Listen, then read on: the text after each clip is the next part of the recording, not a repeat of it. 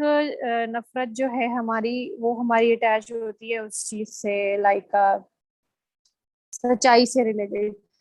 कुछ लोग होते हैं उनको मुनाफकत नहीं पसंद, और जो लोग मुनाफकत करते हैं और वो उनसे जो जिसके जो सुन रहा होता है उसको उस चीज से नफरत हो जाती है। ठीक है।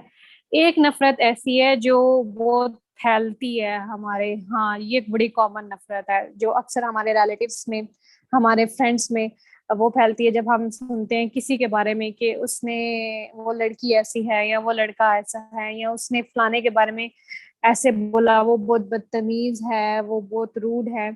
अब जिस इंसान के बारे में लेट्स सपोज मुझे कोई आके बोलता है वो फलाना XYZ पर्सन ऐसे ऐसे है, ठीक है, उसके बारे में हेट फैला रहा है। अब मैं इतनी वो हूँ, अगर तो मैं थोड़ी सी वो हूँ लाइक थोड़ा सोच विचार वाली हूँ, तो मैं कभी भी उसकी बात पे यकीन नहीं करूंगी। मैं हमेशा से ये देखूंगी, खुद से एनालिसिस करूंगी कि क्या ये जो नफरत मेरे आगे प्रेजेंट हो रही है ये इस बंदे की उससे नफरत है जो आगे मेरे तरफ मल्टीप्लाई होने की कोशिश हो रही है। क्योंकि समटाइम ऐसा होता है ना कि हमारा किसी के साथ पर्सनल एक्सपीरियंस बुरा होता है, तो हम उस शख्स को एज अ होल उसको जाके बुरा बता रहे होते हैं नेक्स्ट पर्सन में। अब जो नेक्स्ट पर्सन है, अब उसकी अकल के ऊपर डिपेंड करता है कि वो इस काबिल समझता है चीजों को, या कि वो भी उस चीज को उस तरीके से ही समझे, हाँ ये है ही बुरा, मतलब खुद से जानने की कोशिश ना करे कि ये शख्स जो है ना वो बुरा है या नहीं है। तो ये जो एक इमोशंस है ना, इसकी तीनों तरफ यूं इस तरीके से डायरेक्शन जाती है। और ये चीज मैंने जो है ना वो खुद ऑब्जर्व की है। तो इस तरह के से मैं देखती हूँ। अब रिसेंटली जो है ना वो मैं बुशरा से भी पूछी थी कि हसद वाला सेशन कब होना है। मैंने कुछ चीजें ऐसे एक्सपीरियंस किए हैं।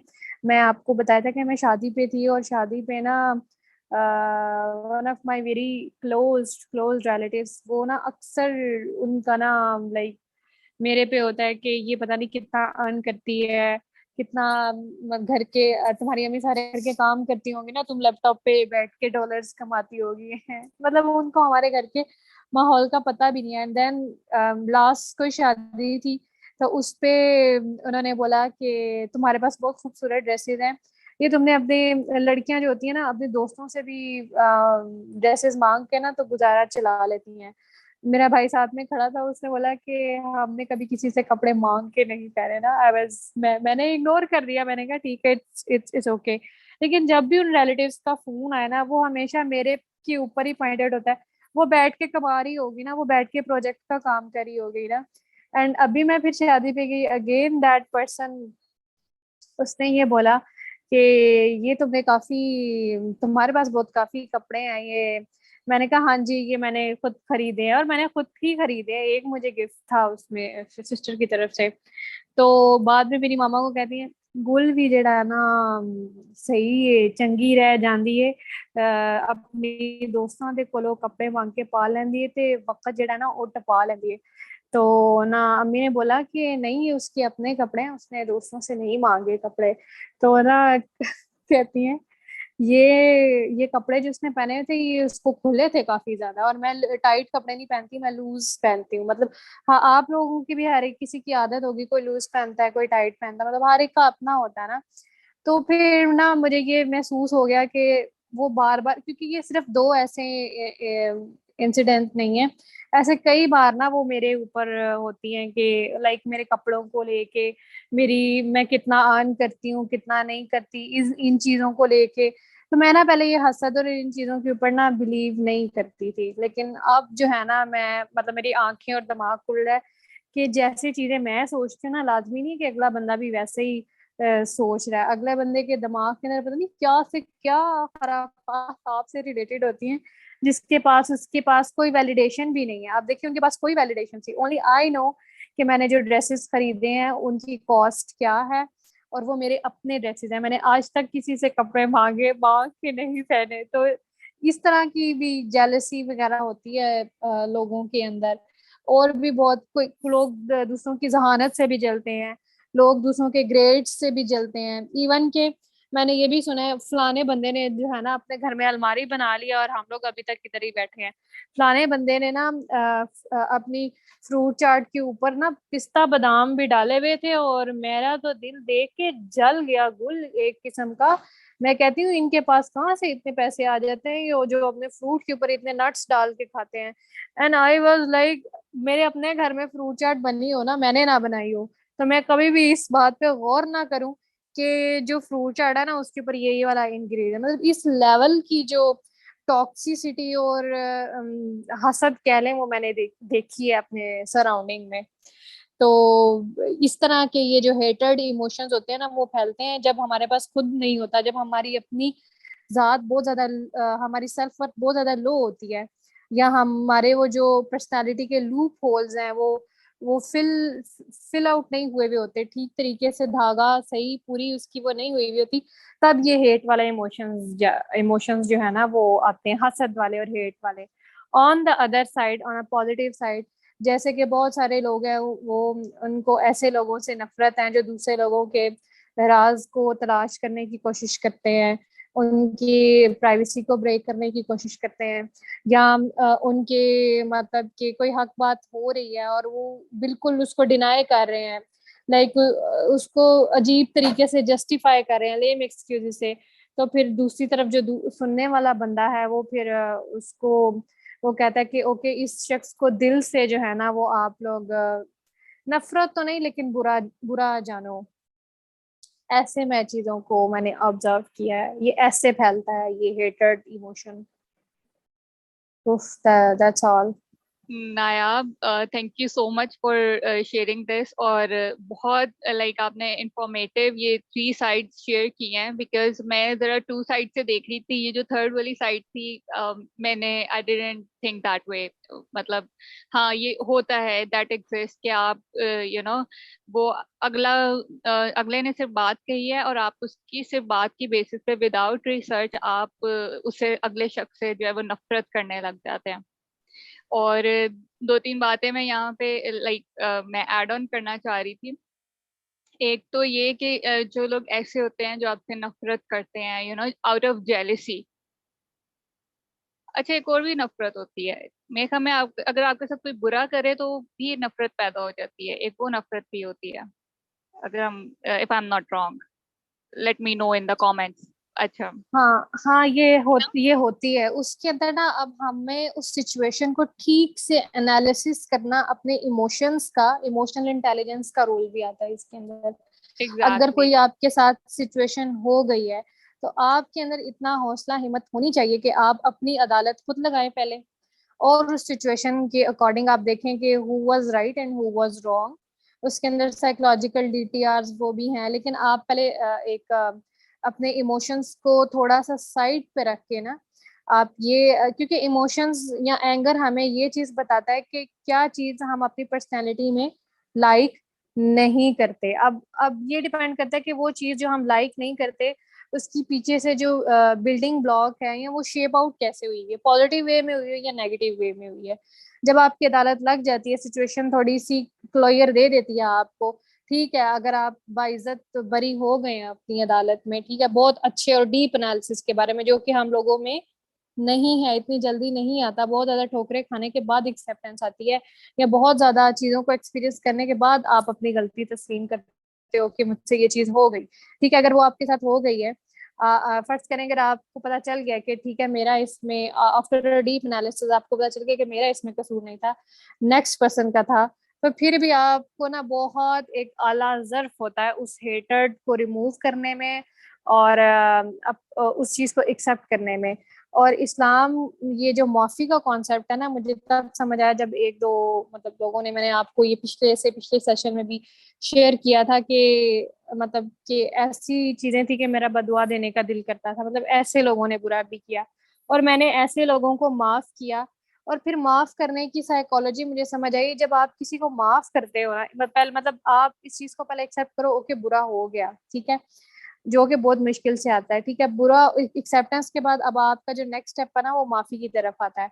इस्लाम में और साइकोलॉजी दोनों इस चीज माफी को इनकरेज करती है, और मैं कहती थी क्यों हम किसी को माफ करें, अगर इतना हमारा लॉस किया है, साइकोलॉजिकल लॉस किया है, फलाना फलाना लॉस किया है, तो क्यों हम किसी को माफ करें? लेकिन माफ करना ना आपको साइकोलॉजिकली फ्रीडम देता है, सेट फ्री करता है आपको बहुत सारे इमोशंस के अंदर से। लेकिन अब दोबारा वो उसको सेकंड चांस, या आप ट्रस्ट ना करें उस पर्सन पे, या उस तरह की सिमिलर सिचुएशंस के अंदर, तो ये चीज फिर जब आप माफ करते हैं तो वो हेट वाला सीन भी आपके अंदर जो है ना वो नहीं रहता। इसी वजह से मैंने सोचा अच्छा अल्लाह ताला ने माफी का जो है ना वो बहुत बड़ा रुतबा रुतबा जो है ना वो रखा है, उसके पीछे सारी ये साइकोलॉजी और मैकेनिज्म था जो कि सारा इंटरलिंक्ड है, माफी, hate, anger and all that, हसद। बिल्कुल बिल्कुल ऐसा ही है, ये सब इंटरलिंक्ड है और बहुत डीप है। समटाइम्स होता है कि आपको वैसे नफरत हो रही होगी, जेलसी शायद ना हो, और बहुत सारी चीजें हैं। मैं इसमें अच्छा एक चीज मैं कहना चाहती थी कि जो लोग आपसे जेलस होते हैं या आपसे नफरत करते हैं आउट ऑफ जेलसी, उन लोगों पे ना मुझे बड़ा तरस आता है। मतलब I am sorry to say, I don't know what to say about it, but मुझे वाकई बहुत तरस आता है। और मैं कहती हूँ अल्लाह इनको सुकून दे, राइट। मैं कहती हूँ कि लाइक अल्लाह अगर फॉर एग्जांपल अगर कोई मेरे कपड़ों से जल रहा है या मेरी इनकम से जल रहा है, तो आई जस्ट प्रे कि अल्लाह ताला इनको वो सब कुछ दे दे, that they forget about me, they forget about my things के। अल्लाह ताला उनको, और मुझे बहुत बहुत तरस आता है। एंड एक दफा पीपल ये इस चीज को रियलाइज कर लें लोग, तो मेरे ख्याल में बहुत सारी चीजें, बहुत सारे मसले मसाइल जो है वो सॉल्व हो जाएंगे। और हमारे पास आज एक चीज है, लेकिन वो सेशन के एंड में हम बताएंगे। और वो बड़ी इंटरेस्टिंग सी चीज है जो हम सोच रहे हैं कि दावा कल्चर में हम हमारे जो जूम सेशन है हम उसमें ऐड ऑन करें। तो सेशन के एंड तक रुकिएगा, बिकॉज बहुत वो इंटरेस्टिंग चीज है, और वो प्रोबेबली एक छोटी सी कोशिश होगी, हम सारे मिलकर करेंगे कि हम सोसाइटी में कोई थोड़ा सा थोड़ा सा एंगल चेंज कर सकें, थोड़े से डिफरेंस ला सकें। अगर एक बंदे के भी लाइक थॉट प्रोसेस चेंज होता है, तो वो हम सबके शायद हो सकता है अल्लाह ताला उसी के बेसिस पे हमें माफ कर दें, और अल्लाह ताला कहें चलो इसी बेसिस पे मैं तुम लोगों को जन्नत में भेज देता हूँ, राइट। तो हमारे साथ और कौन है, उम्मे रुबाब है। उम्मे रुबाब, आप इसमें कुछ ऐड ऑन करना चाह रही हैं? बल्कि आप मुझे बताएं कि ये हेट्रेड क्या है आपके नजदीक, और ये क्या फीलिंग है, क्या इमोशन है? ओके, अस्सलाम वालेकुम एवरीवन। अच्छा तेलावेज, ये पहले जो डिस्कशन हो रही थी इसी से रिलेटेड मेरे दिमाग में बहुत से क्वेश्चन आने शुरू हुए कि मैंने कभी इसको इतना डीपली सोचा नहीं ना कि अच्छा नफरत क्या है, ये करनी ठीक भी है, ये गलत है, या हम किसी इंसान से नफरत कर सकते हैं, या अगर करते हैं तो उसकी क्या लिमिट्स होनी चाहिए, ये चीजें इस्लाम में जायज हैं, ये सब कुछ मेरे दिमाग में ना अभी चलना शुरू हो गया। तो इसके दौरान जैसे नायाब ने इसको रिलेट किया कि जो है ना अगर जेलसी फैक्टर आ जाए तो तब भी हो सकती है नफरत की। हम ये सोच रहे होते हैं कि या तब ये चीज ये वाली इमोशन पैदा होता है जब आप जो है ना किसी से या आप अल्लाह की ना इस चीज को हम इसमें भी देख सकते हैं ना, इस पिक्चर से भी देखें कि इस पॉइंट ऑफ व्यू से अगर हम देखें कि हम अल्लाह की जो एक तकसीम कर दी है ना चीज, उस पे जो है ना क्या कर रहे हैं, सवाल उठा रहे हैं कि मुझे कम मिला है या मेरे पास ये चीज नहीं है और फलां के पास है। ठीक है, जेलसी यही होती है ना कि उसके पास इतनी चीजें हैं और मेरे पास नहीं है, और उसके पास क्यों है। तो अल्लाह की तकसीम पे हम क्वेश्चन कर रहे होते हैं ना, क्योंकि अल्लाह ने दिया है उसे। हम सब इस चीज पे मान रखते हैं ना कि अल्लाह देने वाला है, तो हम अल्लाह की तकसीम पे वो बार बार क्वेश्चन कर रहे होते हैं कि हाँ जी मुझे क्यों नहीं मिली, अभी इस स्टेज पे मैंने तो मेहनत भी की, स्टिल मुझे क्यों नहीं मिली और इसके पास क्यों है। तो यही वजह बनती है कहीं ना कहीं किसी को इतना जो है ना डिसलाइक करने की, या किसी चीज को इतना डिसलाइक करने की कि ये मुझे क्यों नहीं मिल रही। मतलब ये मैंने तो इतनी मेहनत की, और अल्लाह की जो एक तकसीम है उसको जो है ना हम हमेशा उसको क्वेश्चन कर रहे होते हैं। तो वो चीजें हैं कि हम देखें ना इसको कि हम क्वेश्चन किस पे कर रहे हैं। तो मुझे यही लगता है कि हम जब क्वेश्चनिंग करते हैं ना अल्लाह की मामलात पे, कि अल्लाह का जो इल्म है उस पे जब क्वेश्चन करते हैं तो वो चीज़ गलत ही होगी। ठीक है, उसको हम पॉजिटिव नहीं कह सकते कि जो हेट है वो इमोशन जो है पॉजिटिव है, वो कहीं से भी फिर पॉजिटिव नहीं हो सकता, मुझे ऐसा लगता है। अब जहाँ पे बात आती है कि हम किसी जो है ना इंसान से जैसे हम कहें ना एक्सपीरियंस हमारा हो कोई कि उसने मेरे साथ ऐसा किया तो अब वो नफरत के काबिल है या उसको नापसंदी किया जाए। हम यही जस्टिफिकेशन दे रहे होते हैं ना कि उसने मेरे साथ किया क्या है कि अभी भी मैं उसको डिसलाइक ना करूं और अभी भी मैं ऐसा नफरत ना करूं। हम ये जस्टिफिकेशन देते हैं ना। उधर एक इंसान को क्या करना चाहिए? क्या वो उस इंसान से नफरत करने मतलब कर सकता है या नहीं कर सकता? मतलब इस्लाम क्या कहता है यहाँ पे? क्या हम उस इंसान से नफरत करें या इंसान ने जो अमल किया उससे नफरत करें? ठीक है। इस्लाम तो यही कह रहा है ना कि आप उस शख्स से नफरत नहीं कर सकते। हाँ, उस गुनाह से या उस जो भी उसने एक्ट किया है ना, उससे आप नफरत करो। वो कोई भी हो सकता है, ठीक है?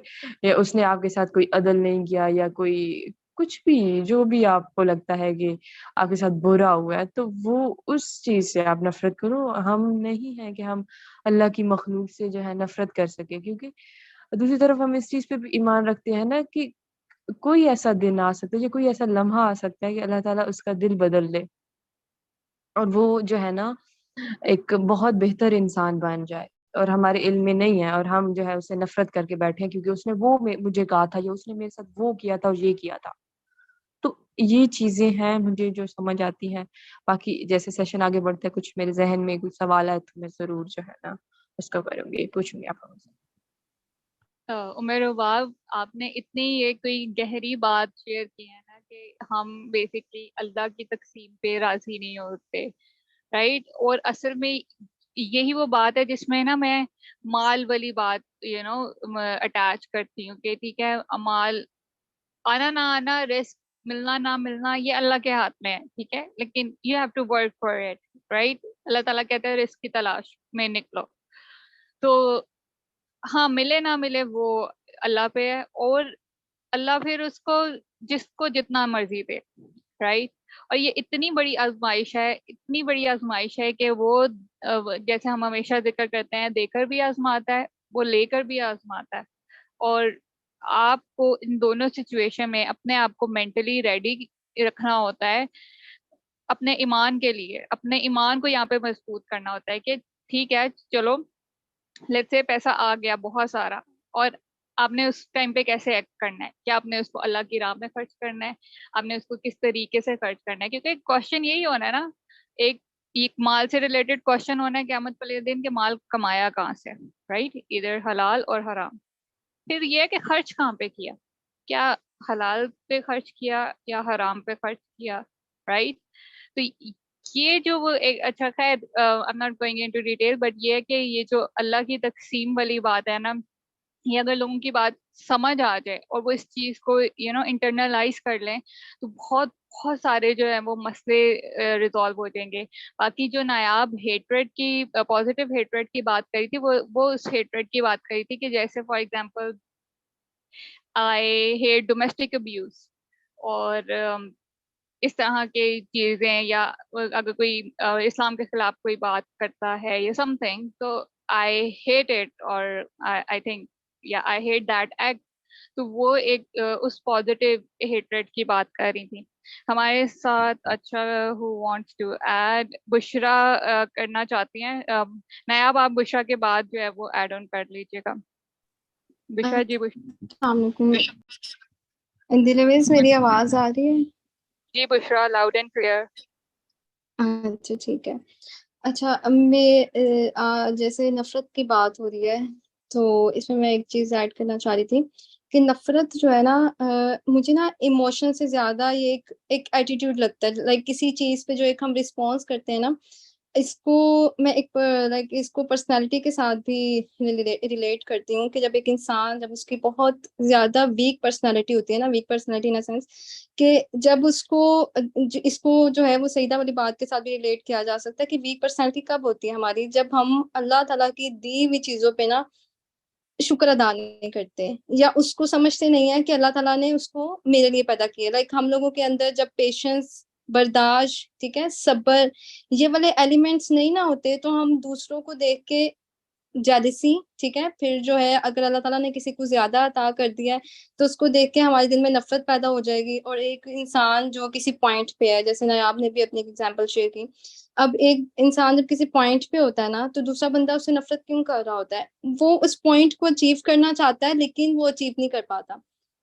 अब इस चीज को समझना जरूरी है कि अल्लाह ताला ने ना हर किसी को डिफरेंट रोल्स असाइन किए हैं, डिफरेंट चीजें जो है वो असाइन की हैं। जब हम अपने आप को कंपेयर करते हैं ना दूसरे लोगों के साथ कि भाई दूसरा बंदा क्या कर रहा है, मुझे भी उसके कंपैरिजन में आना है, तो फिर वो हम वहां तक नहीं पहुंच पाते। अल्लाह ताला ने शायद मुझे वो कैपेबिलिटीज नहीं दी, दिलावेज को दिया, नायाब को दिया है, लेकिन जब मैं एक मुकाबला स्टार्ट कर दूंगी ना कि मुझे इनके बराबर ही आना है, जिस जिस पॉइंट पे ये खड़े हैं मुझे भी इस पॉइंट पे आना है, तो क्या होगा कि मेरे अंदर जब मैं उस चीज को अचीव नहीं कर पाऊंगी तो ऑटोमेटिकली मेरे अंदर एक इमोशन पैदा होगा जो एक एंगर का इमोशन भी होगा। ठीक है, एंगर जो है ना मुझे लगता है वो लीड करेगा नफरत की तरफ, कि जब आप उस गुस्से को निकाल नहीं पाते ना या उस बंदे को डायरेक्ट नहीं कह पाते, तो आप दिल ही दिल में उस बंदे से ना नफरत करना शुरू हो जाते हो। उसके जो अच्छे पॉइंट्स भी होंगे शायद उसको नेगेटिव लेना शुरू कर देते हो। तो ये चीज भी जो है ना लाइक इस तरह से भी वर्क कर रही होती है कि इसमें आपकी पर्सनैलिटी भी आ जाती है, और किस तरह से पर्सनैलिटी जब आपकी वीक होती है तो वो लीड करती है हेटर्ड की तरफ। ठीक है, हेटर्ड की तरफ, कि नफरतें जो है ना मुझे लगता है कि वो इस तरह से भी फैलती हैं कि जब आप अपने आप को दूसरों के साथ कंपेयर करते हैं और आपकी पर्सनैलिटी वीक होती है। तो ये भी एक फैक्टर था जो मैं ऐड करना चाह रही थी। बस नायाब अब आप ऐड कर दो। Thank you so much Bushra. Nayab आप ऐड कर दो आपका। हाँ, मैं ये कहना चाह रही थी कि ये तब भी इमोशन मल्टीप्लाई होता है हमारे जहन के अंदर जब हम किसी के बारे में कुछ सोच रहे हो ना, और उसका विदाउट रियलिटी चेक हम अपने माइंड के अंदर ही उसको वैलिडेट कर लें। लाइक आप जैसे सोच सोच रहे हो, आपको आप वैसा देखना भी शुरू कर देते हो जब आप रियलिटी चेक नहीं लेते। जब आप कुछ भी जाके खुद उसको लाइक वैलिडेट नहीं करते या उसको करने की कोशिश नहीं करते, खुद से ही कर लेते हो, तब भी ये ज्यादा, क्योंकि आपको कोई एक्सटर्नल फैक्टर तो है नहीं जो, या कोई आप किसी से डिस्कस कर ही नहीं रहे जो आपको कुछ ऐसे बताए, वैलिडेट करे ना पॉजिटिव वे, नहीं जैसा तुम सोच रही हो वैसा नहीं है। तो उसमें भी ये चीज ज्यादा जो है ना आपके दिमाग के अंदर, जहन के अंदर इतना बड़ा पहाड़ बन जाता है कि वो आप एक पूरी वो एक फुल ऑन फुल वो पर्सनालिटी वैसे बन जाती है। अब जिसके बारे में मैं बता रही थी, मैं उनका जस्ट मेरी तरफ ये एटीट्यूड नहीं था कि वो मतलब जस्ट मैं ये बोलूँ कि वो मेरे से ही वो हसद कर रही हैं या मेरे से ही वो इस तरीके से बातें कर रही हैं। उनकी ओवरऑल जितने भी हॉल में लोग थे, ये फलानी औरत तो बेवा है, इसने इतना ये मोतियों वाला ड्रेस कहाँ से पहन दिया, इसके पास इतने पैसे कहाँ से आ गए। और ये जो सारी बातें मैं आपको बता रही थी, ये सारी उन्हीं आंटी की वो बातें थी, बहुत क्लोज इनका रिलेशन है हमारे से। तो मैं ये कह रही थी कि मतलब जब वो उस चीज में इतना वो ब्लाइंड हो जाता है इंसान उस हसद में, और हसद करने वाले की सजा भी यही है कि वो हसद कर करके मर जाए। ये शायद हदीस है, if I am not wrong, मुझे कोई करेक्ट कर दे, मैंने इसको पढ़ा था। तो जब मैं कार में बैठी तो ना मैं थोड़ा सा ना, मुझे पता था उनके बारे में बट ऑप्शन नहीं था, मैंने कहा चलो मैं बैठ जाती हूँ ना। लाइक सीरियसली वो मुझे इतने अजीब तरीके से वो मुझे लाइक देख रही थी ना कि मेरी अंदर से वो सेंस जो थी ना, वो वाइब जैसे मुझे अजीब, मुझे ना घबराहट होने शुरू हो गई। फिर आहिस्ता आहिस्ता ना वो मुझे मेरी कभी वो उसको फैब्रिक को हाथ लगा के देखे और कभी मेरी अम्मी के फैब्रिक को हाथ लगा के देखे। मैंने कहा मतलब this is enough, this is enough, मतलब ऐसा भी क्या हो गया। फिर ना उन्होंने बोला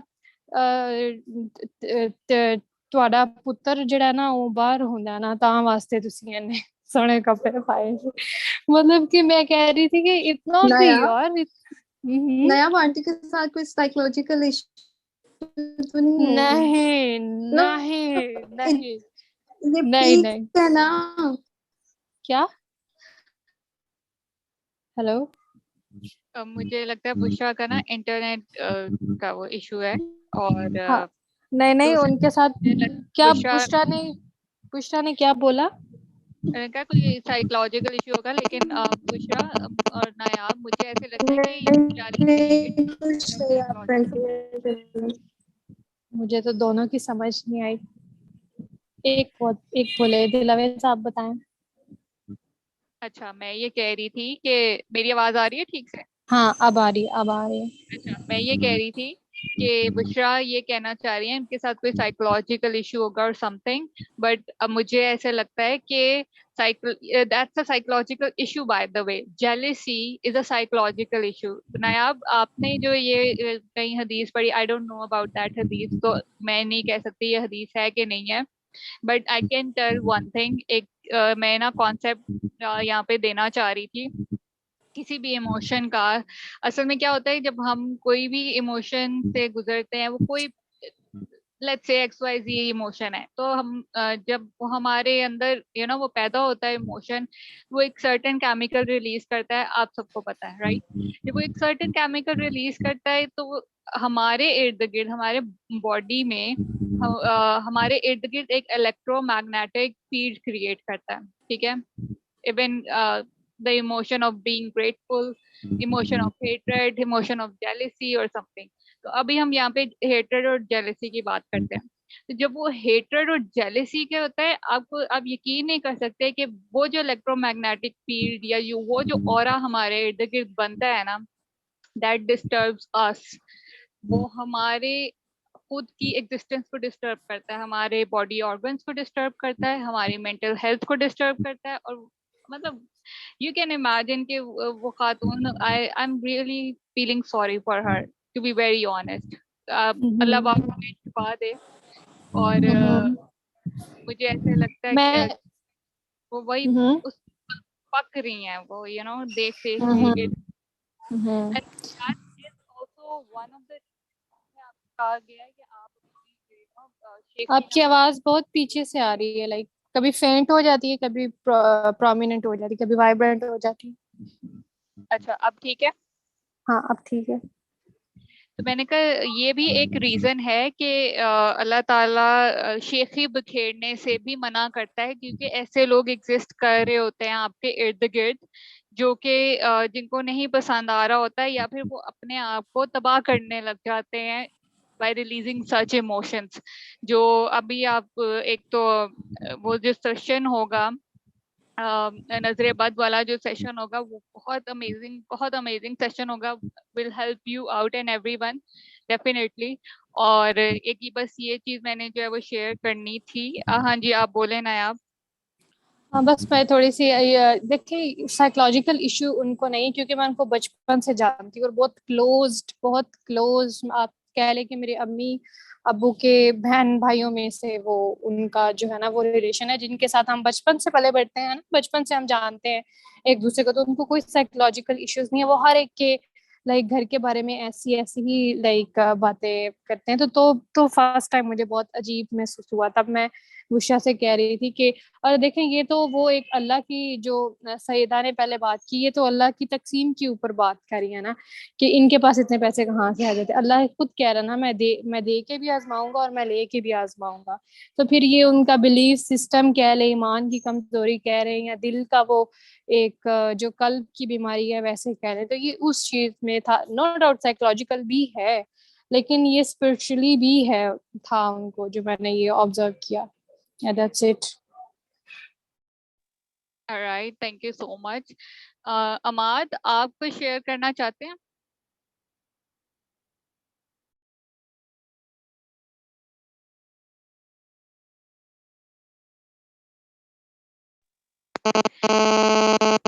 अच्छा, एनीवे, बुशरा का ना इंटरनेट में मसला था, इसलिए आई गेस उसका डिस्कनेक्ट हो गया एंड शी लेफ्ट। एनीवे, तो अच्छा, हेट्रेड, मैं ना एक ये चीज शेयर करना चाह रही थी कि जो हेट्रेड का इमोशन, और जैसे मैंने शेयर किया कि हमारे इर्द गिर्द जो वो इलेक्ट्रोमैग्नेटिक फील्ड बनता है, और फिर खैर साइकोलॉजिकल हम उस पर अपने आप को तबाह करते जाते हैं। And there is a need कि लोग इस चीज को रियलाइज करें कि वो किसी से नफरत करके वो अगले का कुछ भी नहीं बिगाड़ है। हाँ, कुछ हद तक आपको कह लो जो जो वही नजरे बाद और वो सब कुछ होगा, लेकिन अगला अगर तकलीफ में जाएगा ना, तो आपका जो कह लो गुनाह होगा वो डबल ट्रिपल होगा। यू नो, आप इमेजिन भी नहीं कर सकते कि अगला आपकी वजह से तकलीफ में हो। और एक और चीज मैं शेयर करना चाही थी, वही जो नायाब ने फॉरगिवनेस और उसकी बात की थी, हेट्रेड एंड फॉरगिवनेस, वो उस कॉन्टेक्स्ट में। तो एक शख्स था, नबी पाक सल्लल्लाहु अलैहि वसल्लम ना अपने दोस्तों के साथ, अपने कंपेनियंस के साथ बैठे हुए थे, जो सहाबा कराम थे उनके साथ बैठे हुए थे। मैं एक वाकया ये शेयर करना चाह रही थी। अब उनके साथ बैठे हुए तो एक शख्स पास से, उन सबके पास से ना एक शख्स गुजरा। वो भी कोई आई गेस सहाबी थे, लेकिन इतने क्लोज नहीं थे। तो नबी पाक सल्लल्लाहु अलैहि वसल्लम ने कहा कि ये जो शख्स लाइक जा रहा है वो ये अहले जन्नत है। And everyone was following him के ये क्या करता है ऐसे कि ये अहले जन्नत बन गया है, तो हम इसको ना जरा पूरा दिन इसके साथ गुजारते हैं और फिर देखते हैं कि ये ऐसा क्या करता है कि ये अहले जन्नत बन गया। तो सारे सहाबा जाते हैं, उनके पास बैठते हैं, हालचाल पूछते हैं और एक टाइम स्पेंड करते हैं, गप्पे शप्पे लग रही हैं एंड ऑल दैट। और इतना काफी देर हो जाती है उनके साथ बैठे हुए और वो मेहमानदारी कर रहे हैं। वो तो इतना टाइम हो जाता है, वो कहते हैं कि सब खैरियत है ना, आप लोग मतलब काफी देर हो गई है मेरे पास रहे, मतलब मेरे पास हैं और आप लोगों का कोई जाने का मूड भी नहीं लग रहा। तो क्या ऐसा क्या हुआ है कि आप जो है वो लाइक इस तरह से बिहेव कर रहे हैं, मतलब इस तरह आपने पहले कभी भी नहीं किया। तो उन्होंने कहा कि नबी पाक सल्लल्लाहु अलैहि वसल्लम ने कहा कि तुम अहले जन्नत हो, और हम ये देखने आए हैं कि तुम ऐसा क्या करते हो कि तुम अहले जन्नत हो गए हो। और हम जब से आए हैं ना, हमने तुम्हें नमाज पढ़ते हुए भी नहीं देखा। और तुम क्या करते हो ऐसा कि जो है वो तुम अहले जन्नत हो गए, तुमने कुछ खास नहीं किया, राइट, इतनी ड्यूरेशन में। तो वो भी हैरान, पहले तो वो खुश हुआ कि जी ठीक है, जन्नत में शायद मैं अहले जन्नत में हूँ। और फिर वो हैरान था इस बात पे कि मैं वाकई ऐसा क्या करता हूँ कि मैं अहले जन्नत हो गया। तो वो भी सोचता रहा कि मैं क्या करता हूँ। फिर उसके जहन में एक बात आती है, वो कहता है कि वो मुझे याद आया कि मैं ना रात को सोने से पहले सबको माफ करके सोता हूँ।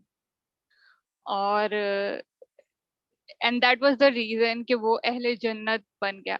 अब माफी, एक तो नायाब ने एक्सप्लेन किया, माफी आपको आपके खुद के लिए है मोस्ट ऑफ द टाइम। अगले बंदे को शायद आप बताएं ना बताएं, कोई फर्क नहीं पड़ता।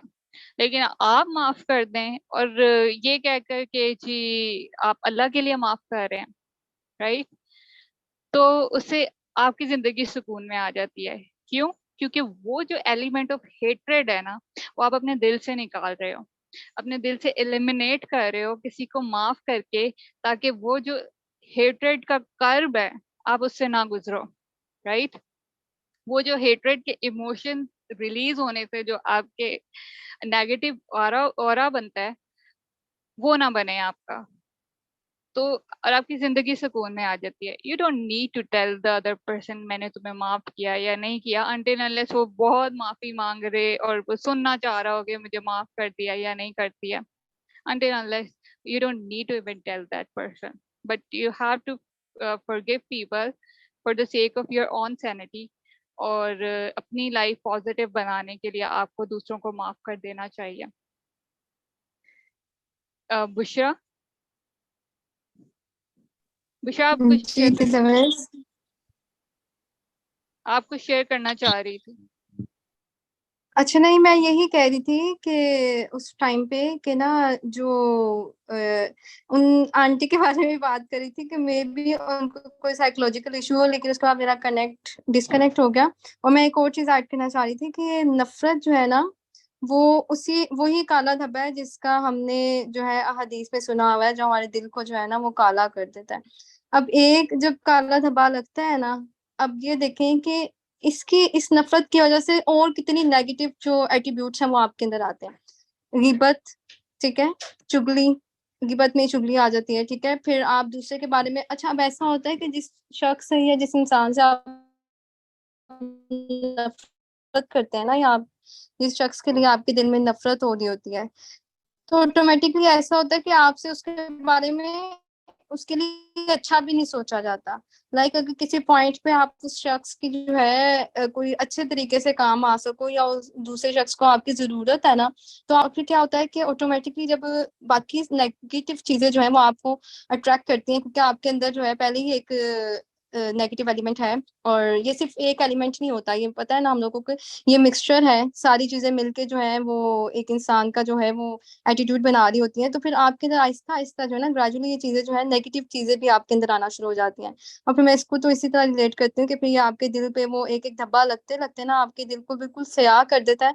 और फिर आपको लाइक ये इसका बहुत बड़ा नुकसान है, अगर हम इसके नुकसान की तरफ जाए ना, कि ये किस तरह से जो है हमारे दिल में से नरमी, रहम दिली, इन सब चीजों को निकाल के रिप्लेस कर देता है नेगेटिव चीजों के साथ, जिसपे हमारे दिल में नफरत आ जाती है, दूसरे के बारे में कीना आ जाता है, दूसरे के बारे में जो हम अच्छा सोचना चाहें तो भी नहीं सोच सकते।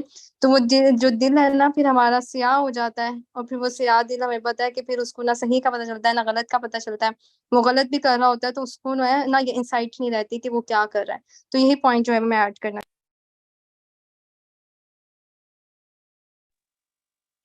बुशरा का फिर इंटरनेट आई गेस खराब हो गया, आई डोंट नो। अच्छा, तो मुझे कोई ये बताना चाहेगा कि मतलब फॉर एग्जांपल समटाइम्स हो सकता है सबकॉन्शियसली अनकॉन्शियसली हम भी किसी से नफरत करते हो, तो आपके नजदीक हमें क्या करना चाहिए, या किसी को जो इस प्रोसेस से गुजरा उसे क्या करना चाहिए कि ये इमोशन उसके अंदर डेवलप ही ना हो? नायाब? हाँ, इस ये इमोशंस डेवलप ना हो ऐसा तो हो नहीं सकता। अगर हम शुरू से देखते हैं तो होता जरूर है। हाँ, अगर हमें समझ आ जाए तो जो सांप नफरत का हमने अपने अंदर पाला हुआ होता है ना, वो हमें ही डस रहा होता है। वो हमें हमें ही उससे पेन हो रही होती है, जिससे हम नफरत करते हैं। वो अपनी जिंदगी में जैसे चाहे उसकी जिंदगी में जो चल रहा है वो उसी को पता, आपको नहीं पता। लेकिन आप नफरत की बेस के अंदर पता नहीं क्या एक राई का पहाड़ जो है ना वो बना लेते हैं। तो आप इस इमोशन को डेवलप ना करें। ये इसके लिए आपको इमोशनल इंटेलिजेंस सीखना होगी। और मेरा दिल है कि हम इसके ऊपर भी एक ना किसी सही प्रोफेशनल को बुला के जो है ना वो एक सेशन रखें, और इस नफरत वाले इमोशन को डेवलप ना होने दें। तो इसके लिए हमें वो जो सांप है ना अंदर, जो बहुत ज्यादा जहर उगलता है हमारे और हमारे बाकी भी हमारे जहन को खराब करता है, हमारे दिल को भी खराब करता है, हमारी बॉडी को भी खराब करता है, पूरी टॉक्सिसिटी हो जाती है हर एक ऑर्गन के अंदर। उसको खत्म करना जो है ना वो बहुत जरूरी है। अब वो कैसे होएगा? वो इमोशनल इंटेलिजेंस को लर्न करके होएगा। और वो जो दिलावेद आपने बात बोली ना, आई एम सॉरी, कि मुझे तरस आता है मतलब कि ऐसे लोगों पे। तो मैं भी यही सेम इमोशन उनके लिए मैंने रखा। उनकी बेटी ने बोला मुझे कि मुझे आपका दुपट्टा चाहिए, नेक्स्ट फंक्शन में मैं आपका ये दुपट्टा ले लूंगी। तो मैंने कहा ओके फाइन, ठीक है आप ले लो। तो मैंने दिल में ये सोचा पता नहीं उसको कितना पसंद आया होगा। मैंने 500 का लिबर्टी से वो दुपट्टा लिया। मैंने कहा ये आप ले लो, ये आप रख लो। तो मैंने ये उसी को दे दिया, ताकि वो मुझसे बार बार वो उस चीज को वो सोचती ना रहे या इस तरीके से ना करे, मतलब जो उनकी बेटी थी। तो मैंने उसी को दे दिया ताकि जो है ना वो मजीद ही ज्यादा वो रेसिस जो है ना वो निकले ना। इस तरीके से हम जो है ना वो अ, ये जो सांप है ना उसको हम इस तरीके से खत्म कर सकते हैं। ऐसा नहीं है कि वो होए ना, होएगा जरूर। किसी आपके अंदर भी किसी ना किसी टाइम पे आया होगा, बुशरा के अंदर भी, मेरे अंदर भी। जो मेरे अंदर आया था मैंने उसको जो है ना वो किया, लाइक उसको रिमूव किया। लाइक शुक्र है कि मुझे इनसाइट्स आ गई कि ये सांप पाला हुआ है। एंड वन थिंग मोर, मुझे जेलसी उस शख्स से होती है जिसको मैं बहुत ईमान के लेवल के अंदर डिबेटेबल देखूं ना, कि ये लड़का बहुत अच्छी डिबेट कर रहा है, पता नहीं कितना स्ट्रॉन्ग ईमान है इसका। तो मुझे उससे बड़ी वो होती है। एक दफा ऐसे ही मैंने आपको शायद लास्ट बहुत पहले सेशन पे बताया हो कि एक शख्स ने मेरे साथ बुरा किया और मैं उसके बारे में बहुत थी कि अल्लाह इसको जरूर बताएगा कि इसने मेरा इतना लॉस वगैरह यूं किया। एंड देन मुझे पता चला दैट गाय परफॉर्म उम्रा। तो मैंने कहा है उम्रा कर लिया उसने? गुल तुम अभी भी उसी इमोशन के अंदर हो। देखो अल्लाह ताला ने उसको हदायत दी और उसको अपने घर पे बुला लिया, तो तुम अभी इसी जेलसी में हो, तुम मुझे बड़ा ज्यादा ना। फिर उसकी आहिस्ता आहिस्ता मैंने उसके अंदर चेंजेस देखना शुरू की, लाइक इस्लाम की तरफ वो शख्स आना शुरू हो गया, और मुझे बड़ी जेलसी हुई उस शख्स से ना, कि इतना ऐसा ईमान, इतना कमाल का ईमान। सारे मैंने अपने, मैंने कहा छोड़ो छोड़ो ये इमोशंस, देखो दुनिया कहाँ पे चली गई, और तुम अभी उसे एक इमोशन को लेके बैठी हुई हो, तुम अभी उसी एक बदले को लेके बैठी हो कि मेरा इतना लॉस हुआ, अल्लाह उसको पूछेगा ना, ऑल दैट। तो ये चीज मैंने जो है ना सीखी भी और चेंज भी की, और ये मुझे जेलस भी करती है इन a positive way, in a positive way, कि मैं चाहती हूँ कि जिस किसी ईमान वाले के साथ मैं कहती हूँ मेरा भी उससे ज्यादा बढ़े, मेरा लेवल उससे ज्यादा हो। I can relate. Rush होता है आपको basically you cannot say आपकी jealous. वॉइस फिर फेंट हो गई, आपकी वॉइस फिर फेंट हो गई। अब ठीक है. Hold on. अब हेलो. हाँ अब आई है। थोड़ा सा ना ऐसे कोई माइक सेट नहीं हो रहा है क्या इस तरीके से? अब ठीक है. हाँ अब ठीक है। अच्छा, मैं क्या कहने लगी थी, मेरे जहन से बात निकल गई. हाँ, मैं ये कह रही थी कि रश होता है, आप उसको जेलेसी नहीं है, रश जो है वो एक पॉजिटिव इमोशन है, और आई गेस आपको होना चाहिए स्पेशली अहले ईमान से. और वो मतलब ये चीज मेरे अंदर भी है कि मैं किसी को देखूं ना कहती यार इससे इस जैसा या इससे बेहतर जो है वो इसकी कोशिश होनी चाहिए. और अमाद, आप कुछ ऐड ऑन करना चाह रहे थे, प्लीज आप ऐड ऑन करें.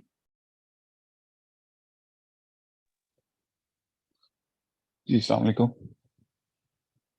मैं उस पे कह वालेकुम रहा था कि सलाम. इग्नोर कैसे करना है इस इमोशन को। तो मैंने एक बात सुनी थी कि अगर आपको ये इमोशन आ रहा हो, जैसे गुस्सा हो गया या हसद हो गया या जेलसी टाइप कुछ भी, तो just put yourself in their shoes and think about that, कि उन्होंने ये बात क्यों की। तो बेसिकली ये यूथ क्लब तोहा ने ये बात की थी कि अगर किसी ने आपको कुछ गुस्से में कह दिया तो रिएक्ट करने से बेहतर है जरा उसकी तरह सोच के देखो। और आपने सोचना एक दफा नहीं, 70 टाइम्स, कि 70 क्वेश्चंस अपने जेहन में ऐसे लाएं कि क्यों कहा, किस वजह से कहा होगा, क्यों कहा हो। तो वो सारा सोचेंगे तो may be in that time के आपका वो इमोशन वो उतनी हाइप पे ना रहे, उस चीज से इग्नोर किया जा सकता है। ये बहुत बहुत प्यारी बात है, और ये कह लें this is actually and empathy.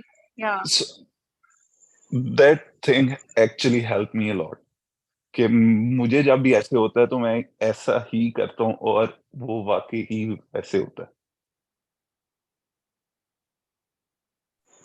I think ये बहुत अच्छा एक सोल्यूशन है कि आप एक तो एम्पैथी ऑप्ट करें, और दूसरों के शूज में घुस के देखिए कि अच्छा क्या फीलिंग्स होंगी, क्या इमोशंस होंगे. और अगर फिर भी मुझे ऐसा लगता है अगर फिर भी आपकी नफरत नहीं जा रही, आपकी जेलसी नहीं जा रही है, कोई भी इमोशन नहीं जा रहा है, देन जस्ट आस्क अल्लाह कि this is something that is hurting me. May be अगर आप आपके साथ किसी ने बुरा किया और आप आप किसी से नफरत कर रहे हैं, तो आस्क अल्लाह कि this is hurting me actually, and you know that.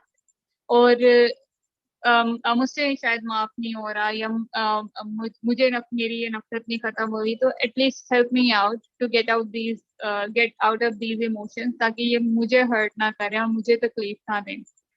तो मेरे बाप, आपको क्या लगता है कि इसको कैसे खत्म किया जा सकता है? अमान ने बहुत खूबसूरत एक सोल्यूशन जो है वो एम्पैथी का हमारे साथ शेयर किया. आपको क्या लगता है? दिलावेज, इसमें एक चीज देखी जा सकती है कि आया मैं अगले शख्स जो मेरा सामने है उसको चेंज कर सकती हूँ। उसका अगर जवाब हाँ है तो फिर आप जो कोशिश करें ठीक है। अगर जवाब ना है ना, तो जवाब ना ही होगा। जितना मुझे इल्म है, जितना मैं जानती हूँ उस चीज को, तो हम किसी को चेंज नहीं कर सकते। अब उसको इन्फ्लुएंस कर सकते हो या उसमें कोई बेहतरी ला सकते हो, बिल्कुल हम उसको चेंज नहीं कर सकते। तो फिर वहां पे सवाल यही उठेगा कि मैं खुद कुछ ऐसा करूं कि ये चीज जो है ना, किसी तरह से मैनेज हो जाए। जैसे अभी अमाद ने कहा ना कि आप उस चीज को डिले कर लो, ठीक है। हमने जो पिछले से पिछला सेशन था उसमें भी हमने इस चीज को बड़ा जो है ना ये बड़ा इंपॉर्टेंट पॉइंट था कि अगर हम किसी इमोशन को थोड़ा सा डिले कर ले, हमने एंगर पे कहा था कि आप थोड़ा सा ना उसको डिले कर दे, उसी टाइम आप रिएक्ट ना करो, थोड़ी देर जो है ना उस चीज को सेकंड थॉट को प्रोसेस करना, वो वाली चीज आ जाना। तो इधर है कि जब जवाब ना आए ना कि अगला इंसान तो वैसे ही रहने वाला है, या हम कहें कि वो मुझे बार बार दुख देगा, या जो है ना वजह बनेगा नफरत का। तो फिर अब मैं क्या करूं, या मैं उसमें क्या इन्वेस्टमेंट कर सकती हूँ, मैं कुछ कर सकती हूँ? मेरा खुद से यही सवाल होना चाहिए कि इस चीज को कैसे मैनेज करूं, क्योंकि अब मैंने तो जो कोशिश करनी थी, ये जो मुझे नजर आ रहा है, तो अगले बंदे को तो मैं नहीं चेंज कर सकती ना, मगर मैं खुद को जो है ना बेहतर बना सकती हूँ, खुद में जो है ना चेंज ला सकती हूँ। तो उसके लिए बेहतरीन तरीका ये है तज़किए नफ्स। कि मुझे लगता है कि ये बेस्ट वे है हमारे जितने भी इमोशंस हैं, या जितने भी हमारे अंदर नेगेटिविटी है उसको निकालने के लिए, या उसको खुद को उस चीज से पाक करने के लिए तज़किया नफ्स बहुत जरूरी है। इस वजह से जो है ना इस्लाम इस चीज की बहुत ताकीद करता है कि आप जो है ना तज़किया नफ्स, एक इंसान का ना अपने सेल्फ को एवेल्युएट करेंगे, मैं कहाँ पे गलत हूँ, क्यों ऐसी चीज, इसके पीछे रूट क्या है, आखिर हम इस मकाम पर पहुंच क्यों रहे हैं। क्योंकि हमेशा हम ट्रीटमेंट की बात करते हैं, हमेशा ट्रीटमेंट की बात करें, हम प्रिवेंशन की तरफ जाएं, हमेशा प्रिवेंशन की तरफ जाएं, क्योंकि ट्रीटमेंट तो वो है ना कि वो हो गया और अब उसका हल बैठ के ढूंढ रहे हैं। तो कोशिश करें कि हम उस मकाम पर भी ना पहुंचे। वो कब होगा कि जब मैं रोज डेली बेसिस पे अपनी जात पे इन्वेस्ट करूंगी, अपनी थॉट्स पे, कि मैंने आज के दिन में मैंने क्या किया है, ना कि मैं रात को बैठ के अपनी अम्मा के साथ गॉसिप करूंगी फला फला बंदे ने ये बुरा किया है। मैं खुद के बारे में सोचूं कि आज मैंने क्या क्या जो है ना दूसरों के साथ बुरा किया है। तो वो चीजें हैं जो मुझे लगता है कि हर जगह पे आपको जो है ना काम आएंगी। बिल्कुल Umer Bab, I totally agree with that कि आप ठीक है, आप उनको तो नहीं कंट्रोल कर सकते, तो कंट्रोल योरसेल्फ, अपना तज़किया नफ्स करो। और मैं हमेशा यही कहती हूँ, it's not about just emotion और समथिंग, या इस सिचुएशन में मैं हमेशा ये कहती हूँ कि जो चीज़ आपके कंट्रोल में नहीं है ना, ठीक है, तो उसको कंट्रोल करने की जरूरत भी नहीं है। आप उसको कंट्रोल करने की आपको जरूरत भी नहीं है, राइट। आप उस चीज को कंट्रोल करो जो चीज आपके कंट्रोल में है, या उस चीज को मैनेज करो जो चीज आपके आपके कंट्रोल में है। अच्छा अमाद, आप कुछ कहना चाह रहे हो, प्लीज गो अहेड। वो बिल्कुल मैं इसी उन्हीं की बात को कंटिन्यू करूंगा कि बात ये नहीं है कि दूसरे को हमने सही करना है। बात ये है कि वो जो 70 क्वेश्चंस हैं वो अपने लिए बेसिकली ना, कि आपका रिएक्शन कंट्रोल हो उस पे, कि गुस्से में कोई रिएक्शन ना दे दो। अगले ने कोई बात की है, जैसे अभी कोई अपनी एग्जांपल शेयर कर रहा था कि रिलेटिव ने ये बात की, तो उसमें कोई, मैं बहुत शॉर्ट टेम्पर हूँ, मैं शायद होता तो मैं शायद जवाब दे देता, लेकिन ये है कि मैं तब अपने आप को कंट्रोल करने के लिए वो ऐसा करता हूँ कि अब मेरे एक बुजुर्ग कह लें, बुजुर्ग यही कहते हैं कि इतने बड़ी उम्र में अगर कोई बंदा हो ना और वो ये ऐसी बात करे, तो उसमें ये है कि अगर वो उनके माँ-बाप ने उनकी तरबियत कर सके तो आपने क्या क्या करनी है? तो अल्लाह से दुआ करेंगे उनको हिदायत दे।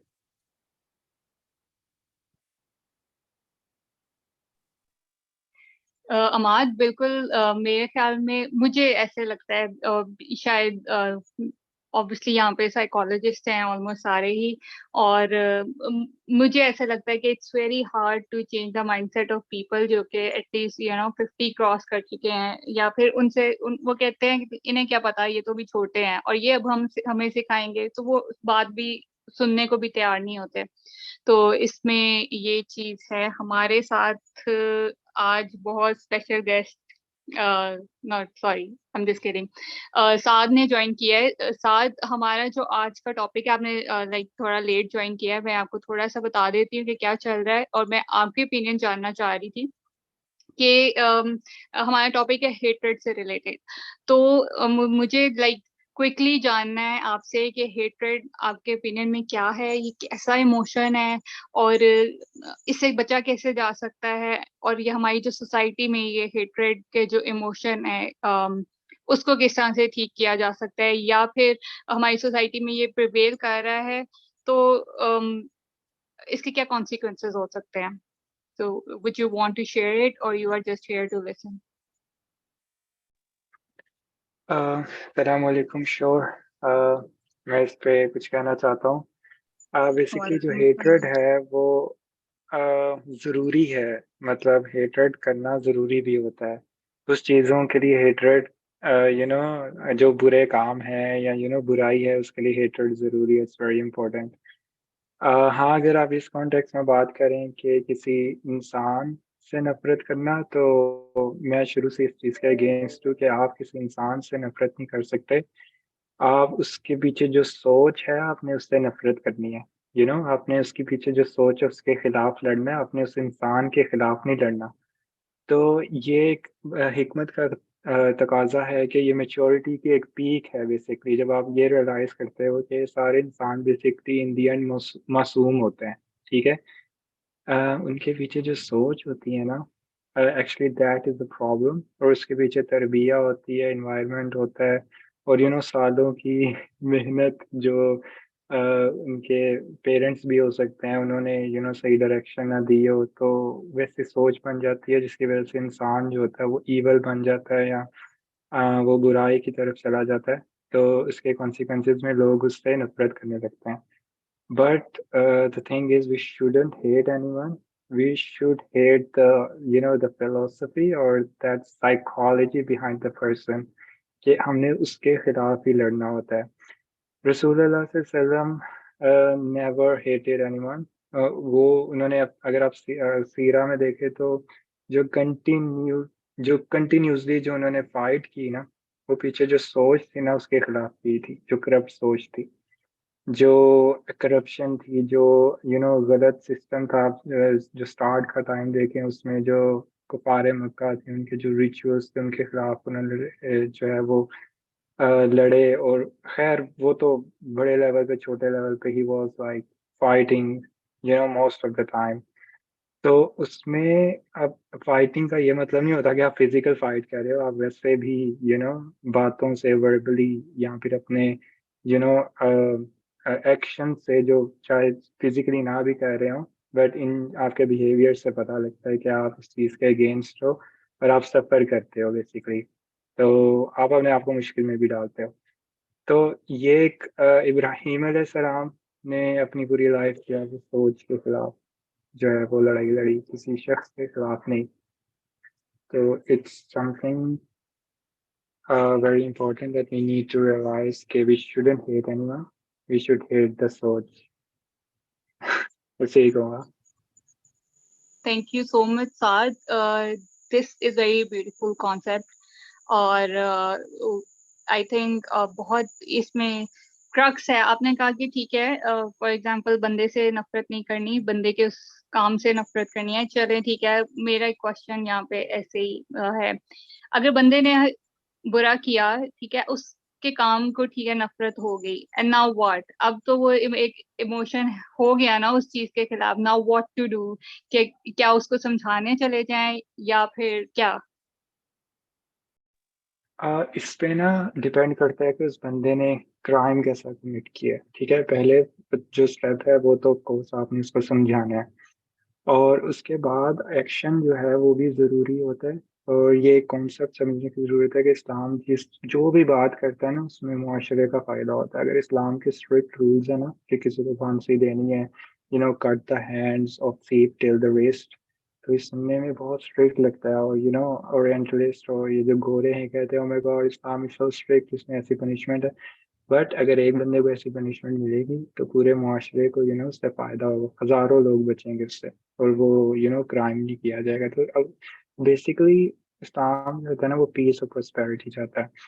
तो पहला स्टेप ऑफ कोर्स आपने समझाना है उसको, लेकिन अगर वो नहीं मानता, ठीक है, तो आपने पहले कंटिन्यूसली समझाना है. तो फिर वही करना पड़ेगा जिसकी वजह से ग़ज़वा बदर हुई थी. रसूल सल्लल्लाहु अलैहि वसल्लम ने बहुत समझाया था, नहीं माने. तो फिर जंग करनी पड़ी थी, विच वाज इम्पोर्टेंट बिकॉज उसमें लाखों करोड़ों लोगों का फायदा हुआ था। तो कुछ ऐसे लोग होते हैं, इन्ना जअलना अला कुलूबिहिम अकिन्ना, जिनके हार्ट्स आर सील्ड और लॉक्ड है, उनको समझ नहीं आती, दे विल नेवर अंडरस्टैंड। उनका अल्लाह ताला ने खुद कुरान में मेंशन किया, तो उनके लिए ये स्टेप्स लेने पड़ते हैं, I believe. Thank you so much Saad इसको डिटेल में एक्सप्लेन करने के लिए। अमाद, आप कुछ शेयर कर रहे थे?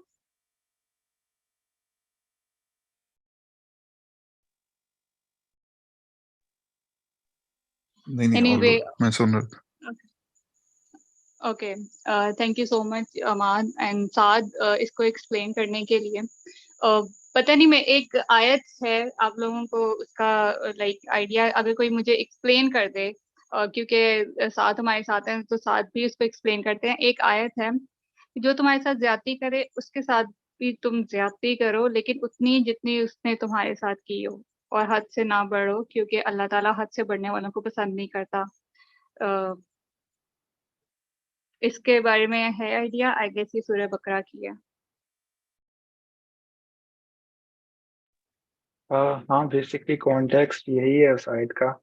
अब इसके पीछे कॉन्सेप्ट क्या है वो समझें। फॉर एग्जांपल अगर किसी ने आपके साथ, अच्छा मैं अपनी एग्जांपल देता हूँ, किसी ने मुझे थप्पड़ मारा, ठीक है, और मैं उसको बदले में 3-4 थप्पड़ लगा दूं और उस पे उसको सू कर दूं और उसके फैमिली मेंबर्स में उसकी कंप्लेन कर दूं कि इसने मेरे साथ ऐसे किया, तो ये मैंने इसके साथ ज्यादती की है, ठीक है, मैंने इसके साथ इंसाफ नहीं किया, ठीक है। एक होता है इंसाफ, एक होती है ज्यादती, और जो सबसे पीक पे जो स्टेज होती है ना, एक जो बिहेवियर होता है, इंग्लिश में तो इसको सेल्फ एक्चुअलाइजेशन कहते हैं, साइकोलॉजी में। उर्दू में इसका क्या वर्ड था, आई थिंक भी मेरे माइंड में नहीं है, लेकिन वो इंसाफ के ऊपर की चीज होती है।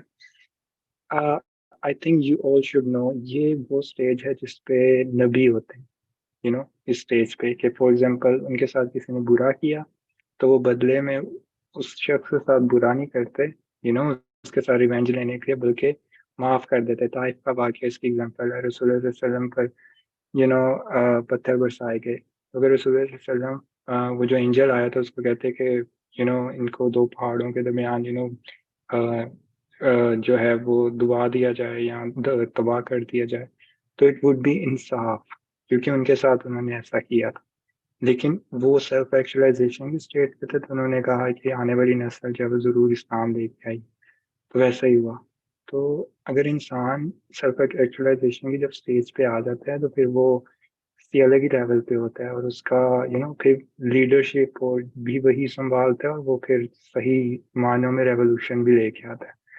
And it's a very difficult process इसको अगर देखा जाए कि, लेकिन इंसाफ भी जायज़ होता है। ये जो आपने वर्स को कोट की ना, इसमें अल्लाह ताला ने परमिशन दी है कि इंसाफ कर सकते हो, ठीक है। किसी ने बुरा किया है तो उसके इक्वल फोर्स के साथ आप उससे रिवेंज ले सकते हो, लेकिन अगर माफ़ करते हो तो ये इसका बहुत अजर है। लेकिन अगर उससे भी ज़्यादा बुरा करते हो, उसके साथ ज़्यादती करते हो, तो इट इज़ समथिंग कि आप अपने हद को क्रॉस किया और इसके बारे में आपसे पूछा जाएगा। तो basically verse is related. Thank you so much Saad for explaining it, because some मुझे ऐसा लगा कि शायद इसका जो है वो कॉन्टेक्स्ट डिफरेंट होगा, लेकिन नहीं, इट वाज रेलेवेंट। और मेरे ख्याल में आज हमने इसको डिस्कस किया है कि हेट्रेड, जैसे नायाब ने बहुत अच्छे तरीके से लाइक 3 साइड्स, और एक जो मैंने ऐड की थी 3 साइड्स और या 4 साइड्स जो हेट्रेड के हमने डिस्कस की, कि hatred could be out of jealousy. Hatred आप किसी अच्छी चीज के लिए, जैसे साद ने भी इसको एक्सप्लेन किया कि आप हेट्रेड अच्छी भी हो सकती है, कि जैसे आप किसी बुराई से नफरत कर रहे हो या बुरे कामों से नफरत कर रहे हो। और फिर एक वो हेट्रेड होती है जो कि आप सुनी सुनाई बातों से करके आपने किसी से नफरत करना शुरू कर दी है, विदाउट आपने उसकी रिसर्च किए कि ये बात आया कि ये बात सच है कि झूठ है, और आपने अन्यथा किसी पे बिलीव करके आपने किसी थर्ड पर्सन से नफरत स्टार्ट कर दी। और चौथा हमने ये किया था कि कोई शख्स हमारे साथ बुरा करता है तो हम उससे नफरत सॉरी मैं करते आपको हैं। जी बीच में काट रहा हूँ, सॉरी मेरे माइंड में वो आ गया जो वर्ड मैं भूल गया था, सॉरी। इन जो सेल्फ एक्चुअलाइजेशन है ना, उसके लिए जो वर्ड यूज होता है वो इंतकान का वर्ड है। बस इंतकाम नहीं है, इंतकान, एंड में नून आता है, इंतकान कहते हैं उसको। फिर उसके बाद आता है इंसाफ, और फिर आता है जुल्म। जुल्म है अगर आपको किसी ने मारा और आप बदले में उसको 3-4 थप्पड़ मार दो, उसने 1 थप्पड़ मारा, तो वो जुल्म है। इंसाफ वही इक्वल ट्रीटमेंट किया जाए, और इंतकाम is actually the self actualization. तो सही कहना था, आगे आप कंटिन्यू कर सकते सर। ठीक है, thank you so much sir, आपने इसके उर्दू को एक्सप्लेन किया, और ये बहुत मुश्किल वर्ड है, I never heard about that.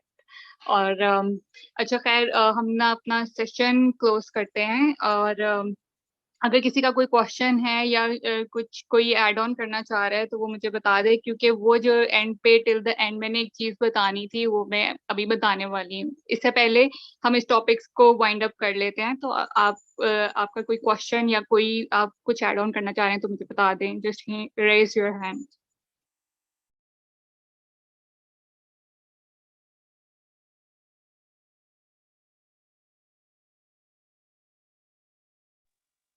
Okay, no question. अच्छा, तो अनाउंसमेंट ये थी कि हमने ये सोचा था कि हम जैसे अब बिल्कुल अपने सेशन के एंड पे पहुंच गए हैं, तो हम एंड पर एक छोटी सी ना एक्सरसाइज किया करें, और वो एक्सरसाइज हो ग्रैटिट्यूड की एक्सरसाइज। हम अपने हर जो हमारा सेशन हुआ करेगा उसके एंड में हम एक ग्रुप ग्रैटिट्यूड जो है वो प्रैक्टिस किया करें मिलकर। इसमें ये भी हो सकता है, इसको डिजाइन भी किया जा सकता है, अगर आपको लगता है कि इस तरीके से हम ग्रैटिट्यूड प्रैक्टिस करें तो वो बेहतर होगा, आप लोग भी अपनी सजेशन दे सकते हैं। बाकी ये है कि अभी के लिए मैं ये सोच रही हूँ कि हम सब एक एक रीजन शेयर करते हैं कि हम किस चीज के बारे में ग्रेटफुल हैं अल्लाह ताला के आगे, कि ताकि हम ये जो इमोशंस सीरीज ही एक चल रही है कि हम एरोगेंस की बात, अभी एरोगेंस पे नहीं हुआ हमारा, मतलब हम बात कर रहे हैं, गुस्से की बात कर रहे हैं, एंगर की बात कर रहे हैं, हम हेट्रेड की बात कर रहे हैं, जेलसी की बात कर रहे हैं। तो ये सारी चीजों का एक सोल्यूशन बहुत मतलब जो out of jealousy hatred create हो रहा है और सब कुछ, इनका बहुत बहुत सारी बीमारियों का, दिल की बहुत सारी बीमारियों का सोल्यूशन हमारे बीइंग ग्रेटफुल होने में है। अगर हमारे वही न्यूरो पाथवेज बनना शुरू हो जाएं, क्योंकि आप लोग साइकोलॉजिस्ट हैं तो आप समझ सकते हैं, तो या फिर हमारे जो दुनिया को देखने का नजरिया थोड़ा सा एंगल चेंज हो जाए, तो हमें अच्छी चीजें नजर आएंगी। तो मेरे ख्याल में हम आज से लेट्स सी कि ये कहाँ तक जाता है या कहाँ मतलब इसको हम किस तरह से लेकर चलते हैं, लेकिन आज के लिए मैं चाहती हूँ कि हर एक शख्स एक एक रीजन शेयर करे कि हम क्यों ग्रेटफुल हैं अल्लाह ताला के आगे। मैं पहले शेयर कर देती हूँ एक रीजन। मुझे ऐसे लगता है कि इस टाइम पे जो भी दावा से ये जो दावा कल्चर के इस जूम सेशन में हम हैं, like we should be grateful इस चीज पे। जरा देखें, अगर हमें से कोई भी जो बाइडेन जो कि प्रेसिडेंट है अमेरिका का, वो किसी के फूफा जी होते या किसी के अब्बा जी होते, तो उसको वो कितनी पावर फील हो रही होती, एक इतनी बड़ी इकोनॉमी के जो प्रेसिडेंट है, और वो उसका फूफा जी या उसका रिलेटिव है, कितनी ज्यादा हमें पावर फील हो रही होती कि वो तो कुछ भी कर सकता है, उसने एक कॉल करनी है वो ये कर सकता है। बट यहाँ पे मैं ग्रेटफुल इस बात पे हूँ कि हम उस हस्ती को, उस जात को जानते हैं, वो रब जिसने ये कायनात बनाई, जिसके कुन पे कायनात खड़ी है, और जिसके 2 उंगलियों में इंसान का दिल है, वो चाहे जब चाहे जिस किसी का दिल फेर दे। ये चीज वो कौन कह दे तो चीजें चेंज हो जाए, उस जात को हम जानते हैं। अभी फिलहाल इस सेशन में जो भी है, या फिर हम, क्योंकि हम उसी के लिए इकट्ठे हुए हैं, उस रब को डिस्कस, उस रब के बारे में बात करने के लिए डिस्कस हुए हैं, and I am so grateful कि हम उस जात को जानते हैं। या मेरे ख्याल में अगर उमेर रुबाब शेयर करना चाहती हैं, Umer Rubab, give me a reason to be grateful today. Dilawez, इसमें मैं ऐड करना चाहूंगी ईमान का होना। हम हमेशा ये दुआ करते हैं ना कि हमारा ईमान पे खात्मा हो, तो मुझे ऐसा आता है ना कि हिदायत एक ऐसी चीज है, या ईमान के लेवल का होना, या ईमान का वो क्या कहते हैं थोड़ा सा भी होना, वो एक इंसान के लिए मेरे ख्याल से बहुत बहुत कुछ है। उसके लिए वो उसी का शुक्र अदा करता रहे तो वो कहाँ पहुंच जाए। अब उस चीज को मैं कैसे देखती हूँ कि अगर एक शख्स में ईमान है, ठीक है, हम रोज एक टॉपिक डिस्कस करते हैं और हम सब सोच रहे होंगे या खुद को एवेल्युएट कर रहे होंगे कि मैं कहाँ कहाँ गलत हूँ, या कौन कौन सी चीजें मुझ में है और कौन कौन सी चीजें मुझ में नहीं है।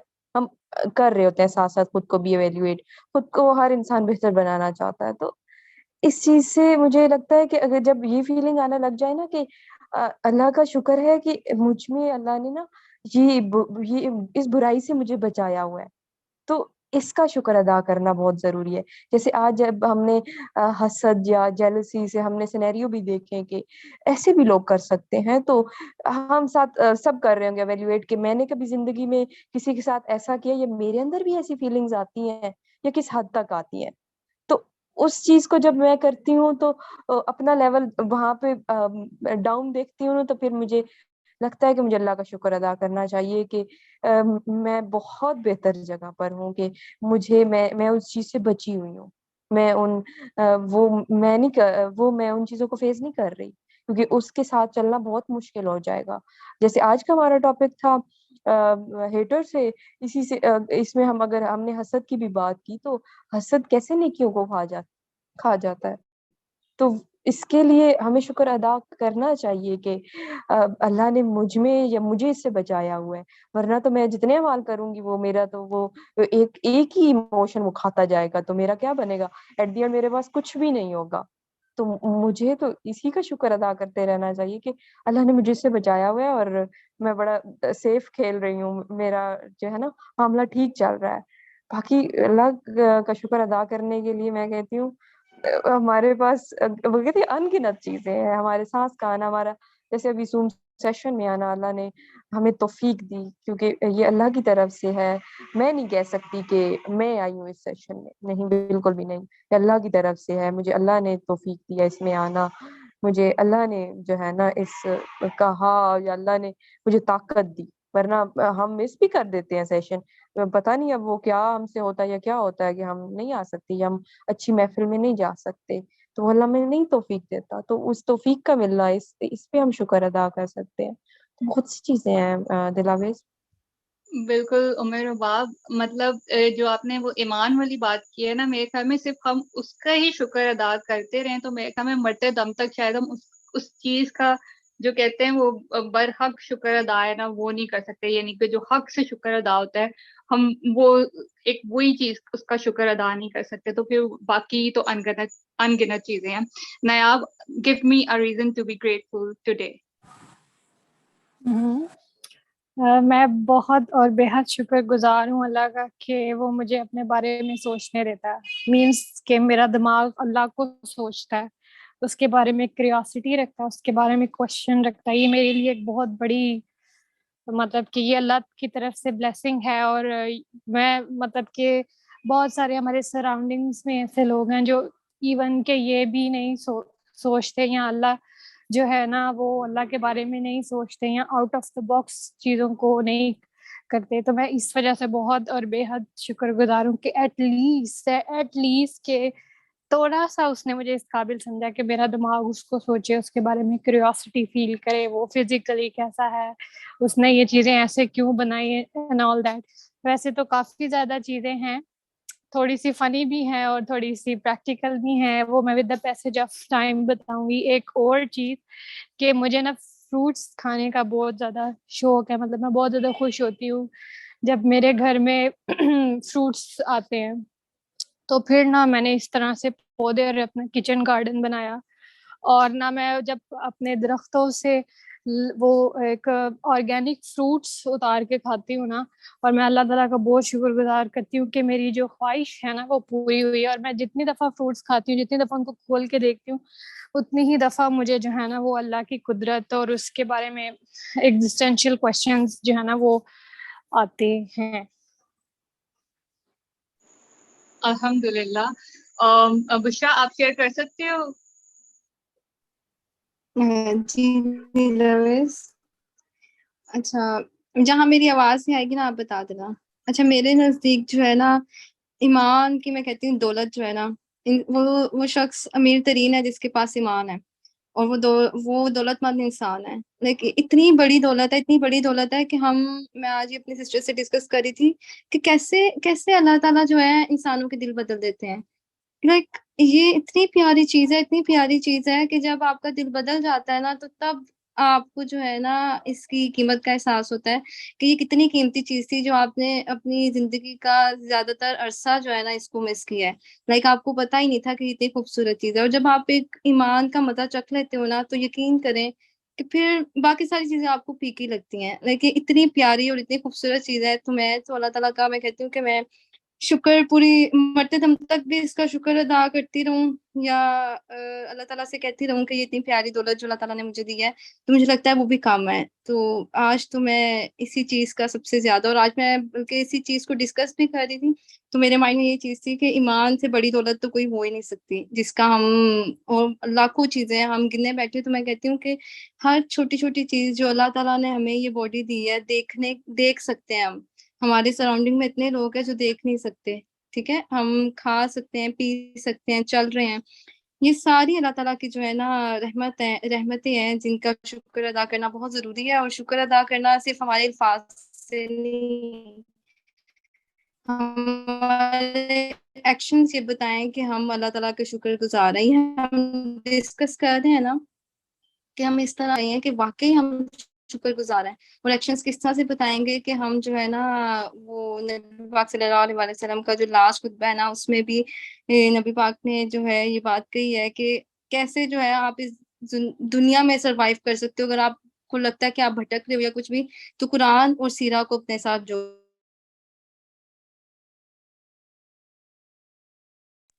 उषा, आपकी आवाज़ चली गई है।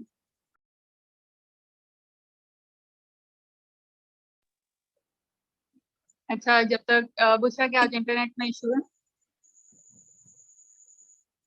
और अभी भी हमें आवाज़ नहीं आ रही है। Saad, give me a reason to be grateful today.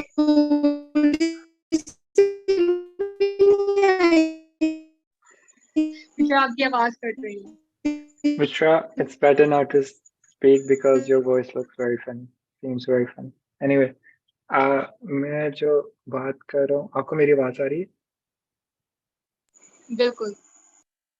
हाँ, बुशरा आप काइंडली बाद में बोल लीजिएगा बिकॉज़ आपकी आवाज़ सही नहीं आ रही यहाँ मतलब 5 मिनट्स बाद। एनीवे जो आपने मैं थोड़ी अजीब बात करूँगा, शायद कुछ लोगों को अजीब लगे। Why one should be grateful? I think the reason that I should be grateful is because कि मेरे पे calamities आती है मतलब मुझे मुश्किलात का सामना करना पड़ता है। I was like मैं 2 दिन से इसके बारे में सोच रहा हूँ और ये चीज़ बहुत ज़्यादा इम्पोर्टेंट है कि हम पे मुश्किल आए। ये चीज़ बहुत ही ज़्यादा इम्पोर्टेंट है। It's like Allah says in the Quran لَقَدْ خَلَقْنَا الْإِنسَانَ فِي كَبَدٍ I have created man in difficulty. ठीक है? And this is something which is so important कि आप लोगों ने डिफरेंट वाक़यात भी सुने होंगे कि जब सहाबा पे कोई मुश्किल नहीं आती थी तो वो परेशान हो जाते थे कि हमें यहीं तो नहीं जन्नत मिल गई, अल्लाह ने यहीं तो नहीं सब कुछ हमें दे दिया कि आखिरत के लिए हमें कुछ हमारे लिए बचे ही ना। अब ये एक ऐसी चीज़ है, I always give the example, it's like कि आपको कोई ट्रिलियन डॉलर्स मिल जाए, आप ट्रिलियनर बन जाए, आपको लाइफ में कोई प्रॉब्लम ना हो, आपका बड़ा सा मेंशन हो, आप आईमैक्स में मूवी देख रहे हो, आपके पास कार्स हैं, एवरीथिंग। नाउ इमेजिन कि आपके माइंड में आखिरत का कभी कॉन्सेप्ट रह सकता है? नेवर। आप आखिरत भूल जाओगे बिकॉज आपको जन्नत यहीं मिल गई है। तो आप कैसे आखिरत शुक्र एक अलग चीज है। मैन, अल्लाह ताला कहते हैं ह्यूमन बीइंग इज वीक। ठीक है, अगर कोई ये कहे कि मुझे सब कुछ मिल जाए फिर भी मैं अल्लाह का शुक्र अदा करूंगा तो दैट पर्सन इज लाइंग। ठीक है, वो एक दिन करेगा, 2 दिन करेगा, इन दी एंड वो भटकेगा। सुलेमान सलाम की तरह हर कोई नहीं होता कि उनको सब कुछ मिला था बट डेविएट नहीं हुए थे। खैर उन्होंने भी एंड पे दुआ कर दी थी कि या अल्लाह इतना कुछ मुझे तूने दे दिया, किंगडम दे दिया, अगर तो मेरे लिए ये मुश्किल का बाइस बन रहा है तो ये मेरे से ले ले। तो it's a very huge test. तो मुश्किल का आना इतना ज़रूरी है कि मैं अगर अपना एक्सपीरियंस बताऊँ ना, अगर मैं कभी भटकता हूँ ना या मैं थोड़ा सा डेविएट होता हूँ, जब मेरे पे मुश्किल आती है ना तब भी मैं वापस ट्रैक पे आता हूँ, यकीन करें। और अगर मेरे पे मुश्किल ना आए ना तो शायद मैं भटक जाऊँ, तो क्योंकि मुझे वो एक रिमाइंडर मिलता है। और इन माय यही वजह है कि अल्लाह के नेक लोग जो थे उनकी भी मुश्किलात आई। और यू नो अगेन मैं इब्राहीम अलैहिस्सलाम की एग्जांपल दूंगा, रसूल सल्लल्लाहु अलैहि वसल्लम की एग्जांपल दूंगा, मतलब जितने भी थे सहाबा, जितने थे, अली बिन अबी तालिब रज़ी अल्लाह तआला अन्हु, फातिमा बिनते मोहम्मद रज़ी अल्लाह अन्हा, बहुत उनकी सईदा अक्सर उनकी लाइफ के बारे में बताती हैं। तो उनकी लाइफ बहुत बहुत प्रॉब्लम्स थी उनकी लाइफ में, बट इट्स समथिंग के इट्स वेरी इंपॉर्टेंट ताकि हम पर्पस के साथ अटैच रहें, and it's a blessing from अल्लाह। अगर आपको मुश्किल नहीं ना आ रही तो फिर बस अल्लाह ने आपको छोड़ दी है। मैं 100% नहीं कह रहा, देयर इज अ प्रोबेबिलिटी कि अल्लाह ताला कुरान में कहते हैं कि don't let the don't let the jewels and the luxury life of the disbelievers maze you. We have given them these things so that we can punish them with it and we can test them. आप यहाँ पे देखें कि हम जिन जिन चीज़ों को N V करते हैं, अल्लाह ताला ने किसी को क्या पता वो माल इसलिए दिया हो कि अल्लाह उसका टेस्ट ले रहा है, इम्तिहान ले रहा है। तो shouldn't be amazed by those people जिनके पास इतना कुछ हो। तो it's something I think very important। ये मैं कॉन्सेप्ट डिस्कस करना चाहता था। That's it। Very beautiful concept. और ये अगर किसी की समझ में आ जाए ना तो हमारे बहुत सारे मसले मसाइल जो है ना वो सॉल्व हो जाए। मेरे ख्याल में 90% आपके मसले मसाइल वो जो आजमाइशें आई होती हैं वो सॉल्व हो जाए। आजमाइशों पे आज तो मैं जिक्र नहीं करूंगी, लेकिन फिर कभी कोई सेशन हुआ आजमाइश से रिलेटेड या कोई बात हुई तो मैं इसको जरा डिटेल में डिस्कस करूंगी, even from the point of view of अंग्रेज और जो भी साइंटिस्ट और समथिंग। और ये इतनी प्यारी बात है, मैं मुझे ना वो शेर याद आ गया। लाइक कहते हैं शिकवा तो शिकवा तो एक छेड़ है लेकिन हकीकतन तेरा सितम भी तेरी अनायत से कम नहीं। कि आप सोचें अगर आप गुमराह हो गए हैं, ठीक है, और कोई आपके ऊपर प्रॉब्लम नहीं आ रही और आप सीधे रास्ते पर नहीं आ रही, गना डूम आप जन्नत में जो कि हमेशा की जिंदगी है आप वो नहीं गुजारने वाले। अमाद, आप शेयर करना चाहते हैं कोई रीजन जिसके लिए आज मुझे और यहाँ पे मुझे हर बंदे को ग्रेटफुल होना चाहिए या जिसकी वजह से आप ग्रेटफुल हैं? Give me a reason to be grateful today. तो बेसिकली नेमतों और रहमतों का आपने जिक्र कर दिया, बाकी जो मेरे जहन में पॉइंट था वो साद ने लाइमलाइट ले आया उस पर। तो बेसिकली यही बात है कि जैसे कि हम पे अल्लाह उसी को पसंद करता है जिस पे आजमाइशें आती हैं, ये मेरा जो मानना है। तो क्योंकि जैसे साद ने कहा है कि वो उसी फेयर में वापस जाते हैं अपने क्रिएटर से मांगने के, हेल्प उसी से मिलनी है। अगर पैसा मिल जाएगा तो वो आप सब अय्याशी में हैं, आपको कोई टेंशन नहीं, कुछ नहीं। तो तब तक नहीं जब तक आप पे आजमाइश नहीं आएगी। तो मैं कुछ ज्यादा ऐड नहीं करूंगा, ये साहब ने काफी अच्छा एक्सप्लेन कर दिया। Thank you so much Amad. अच्छा, किसने उमेर बाब कुछ शेयर करना चाहती है? उमेर बाब प्लीज गो अहेड।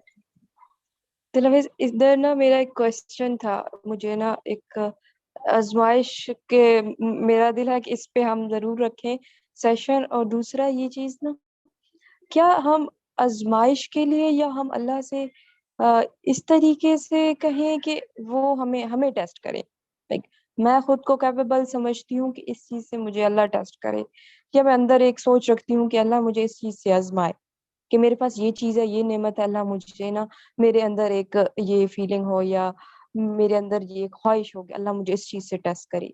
ऐसे लोग होते हैं, मतलब एग्जिस्ट करते हैं, वो ऐसी दुआ करते हैं अल्लाह सईदा से। हम्म। सईदा बिलीव यू मी, मुझे कहीं ऐसा लग रहा था कि आप ऐसा क्वेश्चन पूछोगी और मैं ये डिस्क्लेमर भी देने लगा था, लेकिन मेरे माइंड में नहीं रहा। हमें कभी भी इवन सारे जितने भी टॉप के उलेमा है ना, वो इस बात पे एग्री करते हैं कि हमें कभी भी ये दुआ नहीं करनी चाहिए कि अल्लाह मियाँ मुझे मुश्किल में डाल दे, या अल्लाह मियाँ मेरा टेस्ट जो है वो सख्त कर दे। हमें ऐसी दुआ नहीं करनी चाहिए। ये टेस्ट एंड ट्रायल्स है ना, वो क्यों आते हैं, नो वन नोस। अल्लाह ताला किसी को ईमेल नहीं करते, ना किसी आलिम को ईमेल करते कि तुम पे टेस्ट इसलिए आया। ये अल्लाह के फैसले हैं, हमें नहीं पता क्यों आते हैं। अब इसमें ये ब्लेसिंग भी होती है most of the time, but it's something we don't know. But हमें दुआ नहीं करनी चाहिए। लेकिन अक्सर टेस्ट एंड ट्रायल्स इसलिए आते हैं क्योंकि अल्लाह ताला हमें ट्रैक पे लाना चाहता है। तो खैर हमें ये अगर इस तरह नहीं करना चाहिए कि हम अपने आप को अगर स्ट्रॉन्ग समझ रहे हैं और मैं समझूँ कि मैं गुनाहगार हूँ, मेरे गुनाह इंक्रीज करें, या फिर मैं हायर लेवल पे जाना चाहता हूँ क्योंकि इब्राहिम अलैहिस्सलाम पे वो टेस्ट आए थे, तो अल्लाह मियाँ मुझे भी टेस्ट पे डाले। और ईद आ रही है and this is the month which is very relevant to that example कि इब्राहिम अलैहिस्सलाम पे जो टेस्ट आए थे। तो इट्स समथिंग कि हमें ये नहीं दुआ करनी चाहिए कि अल्लाह मियाँ, क्योंकि आसानी जो है वो भी एक नेमत है। तो बस ये डिस्क्लेमर देना था मैंने। एग्जैक्टली और इसी उमर को तरह आप बोले, मैं आपसे बात कर। अच्छा, मैं ये कह रही थी कि we are no one to dictate अल्लाह ताला कि आप हमें कैसे आजमाएं, ठीक है। हाँ, आजमाइश के लिए हमें रेडी जरूर रहना चाहिए। जैसे हम अक्सर बात करते हैं माल की आजमाइश के लिए हमें कैसे रेडी रहना चाहिए, है तो कैसे रेडी होना है, नहीं है तो कैसे रेडी होना है। तो हमें रेडी जरूर रहना चाहिए। समहाउ मुझे ऐसे लगता है कि अल्लाह ताला हमें कुछ सिखाना चाह रहा होता है, इसलिए हमें आजमाता है। और ट्रैक पे लाने के लिए यस, कहीं ना कहीं हम वीक पड़ जाते हैं, तो ना आउट ऑफ ट्रैक होते हैं ना, वो कहीं ना कहीं अल्लाह ताला उस वीकनेस को दूर करना चाह रहा होता है कि ये वीकनेस दूर हो जाए ना, अब फिर ये बंदा ट्रैक से नहीं हटता। क्योंकि मैं उस पर यह बात माइश आने वाला हूँ। एक तीसरी चीज कि हर मुश्किल के साथ आसानी है, ये इतना कोई गहरा कॉन्सेप्ट है जो कि मैं चाहती हूँ कि मैं अभी ना शेयर करूँ, क्योंकि फिर सारा टाइम इस पे लग जाएगा। तो हम किसी और सेशन में इसको जो है वो डिस्कस करेंगे। और कोई कुछ शेयर करना चाहता है या एड ऑन करना चाहता है, नहीं तो हम इसको वाइंड अप करते हैं। या